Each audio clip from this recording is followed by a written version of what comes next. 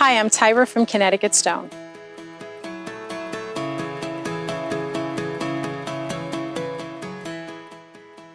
If you live in New England, there's nothing more frustrating when the winter comes than when the plows come down your road and they knock over your mailbox when the snow builds up.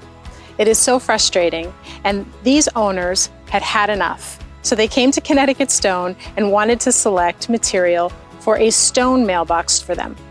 What you see behind me is a mailbox that's constructed out of Connecticut split fieldstone in a mosaic pattern.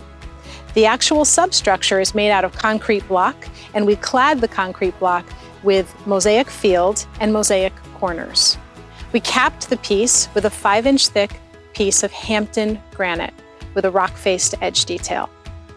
Our clients have had their new stone mailbox now for about 2 years, and they very happily report that they have no problem getting their mail.